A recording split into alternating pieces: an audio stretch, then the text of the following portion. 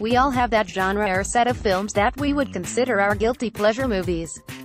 They usually wouldn't be considered very good, but you still love them and watch them whenever you're in the mood.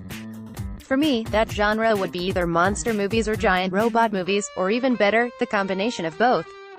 My all-time favorite monster, robot movie is Pacific Rim. When I saw the trailers for it back in 2013, I thought it looked like the stupidest movie of all time. But I found myself incredibly bored one day and I decided to watch it. Holy cow, it was amazing. Cheesy at times, but the good kind of cheesy that I can totally get behind.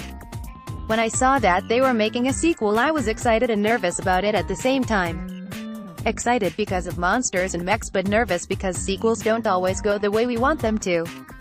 Well, believe me when I tell you that Pacific Rim: Uprising is absolutely terrible.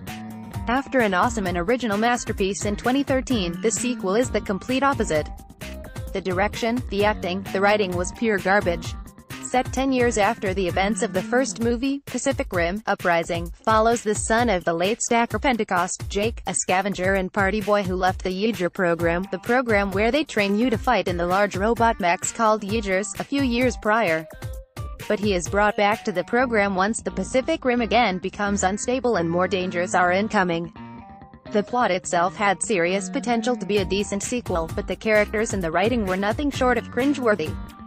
This movie does something that I would consider to be one of my biggest pet peeves, which is the inclusion of some super genius child character. Jake, John Boyega, runs into this 14 or 15-year-old orphan, who just happens to be really good at building massive robots from scrap with her bare hands. And because she can build them, the military allows her to join the Yeager cadets to become a Yeager pilot, which makes no sense. Why would they just allow her in because she can build stuff? Also, the other cadets are a bunch of nauseating teenage actors. I'll rant about them in a second. I'm sorry, but the only decent child genius characters have been Spider-Man and Jimmy Neutron.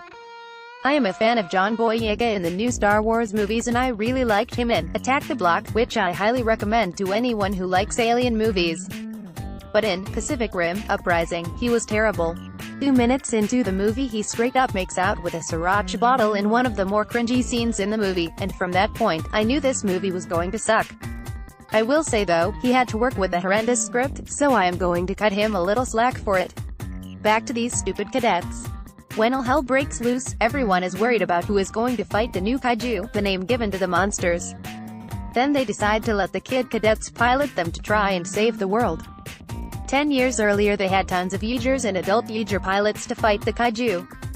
So why when the time came to get back in the Yeagers are there only like 6 kids to fight them? Where are the adults who finished their training?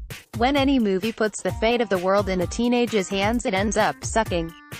One of the 2 things the movie did right was the monster and robot designs. All the Yeagers were really cool looking even though a bunch of angsty teens was inside them.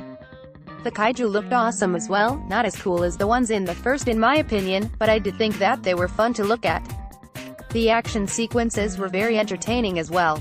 Seeing the new Yeagers in combat and their new weapons was a lot of fun, even though they unnecessarily destroy buildings and wreck cities, but that's going to happen in these kinds of movies so it's okay.